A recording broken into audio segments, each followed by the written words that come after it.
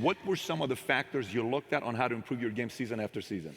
The game itself it's a complicated answer. So there are very tactical things in terms of footwork and geometry of the court. So you're looking at the court and looking at the 45-degree angles that the court is shaped in and how it needs to operate. That's one component to it. So looking at spots on the floor where you can increase your efficiency, right? You can be on the wing, but there's a certain spot on the wing that improves your angle to drive to the basket, right? So that sort of stuff. Footwork of the opposition, looking at the emotion of the opposition, their tendencies, their weaknesses, and all that stuff. Understanding the momentum of the game, how to create momentum shifts, where momentum shifts come from, all this sort of stuff. And then studying outside of that, right? Looking at different industries, looking at conductors, looking at writers, looking at actors and how they get into character, and then how do they keep themselves in that mental space. So looking at different industries, looking at nature itself, and learning from that and how you can incorporate that into the game.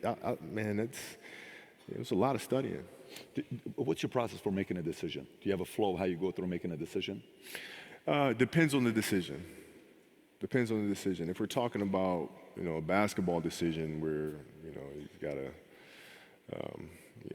read a certain coverage or something like that, I mean, a lot of that comes from the pre-work and understanding what their defensive package is and how to put teammates in certain situations. So, for example, if you look at players nowadays that are charged with taking game-winning shots or making game-winning decisions, and you look at the play and then you look at it and say, okay, well, that shooter was there, the double team came, and, the player couldn't do anything but pass the ball, right?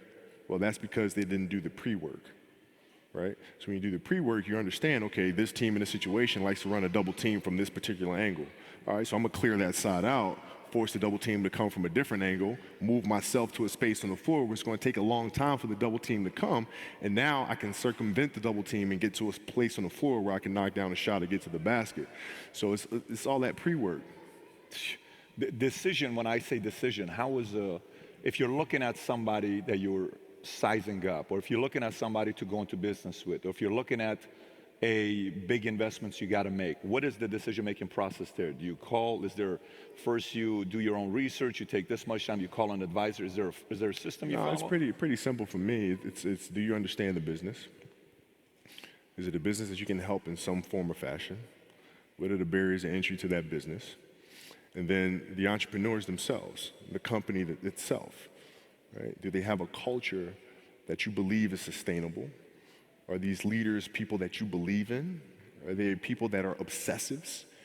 And in turn, have they created a culture of obsessiveness?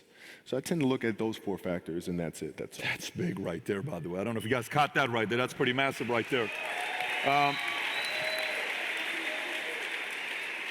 Earlier you said, I'm probably not going to get this right, a 16-year-old, a 13 or 11-year-old? Yeah, 13. 16, 13, 2, and 1 that's a month. 1 that's a month, by the way, right? 1 that's a month. All girls.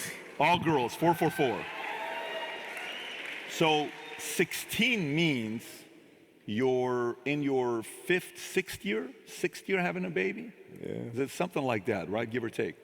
What was the conversation like with your wife to say, listen, this is the schedule? Because look, some entrepreneurs, they're coming home at night and late, oh my gosh, my wife is upset because I came home at 11:30. Yeah. Oh my goodness, what a sacrifice I'm making. This life's, I don't know if I can do this. Sure. You're on the road 9 months out of the year. If you especially played at Olymp, you won 2 gold medals, so you're doing that on the off season and you're trying to get that part going and training for doing your camps.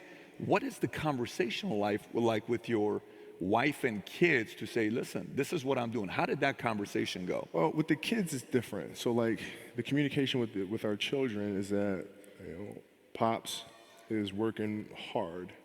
This is the level of attention to detail you need to have in everything you do. So it's setting the example. Same thing with my wife. My wife's a stay-at-home wife. It's the hardest job, man. Right? So she works really hard at that. I mean, it's, and so her attention to detail with that as well are examples for our children. And then for my wife, it's, she's as competitive as I am. So she's like, listen, man, if you're going to be out here training 8 hours a day, If you're gonna spend 9 months out of the year away from your family, you better fucking win the championship. What are we doing this for? What are we doing? That. What are we doing? I love that. You know, but it's a balancing act, and that's the thing that's important, is understanding that we have to have so much energy. Because for like Natalia and Gianna when they were babies, especially Natalia because she was doing prime years, and I go to practice and I'd train and I'd play the game and I'd come home and I'd be sore and I'd be tired, and she wants to go swimming, she wants me to take her to the park, she wants to just jump on my back or whatever the case may be. You can't say, I'm too tired, I'm going to lay down. That's not fair. She don't know what the hell's going on, right? And if this was a game, you'd suck it up and play. I played games with the flu. I played games with 102-degree fever, man. Powerful. You can't do that. That is you can't, so powerful, right? man. You got to be on, man.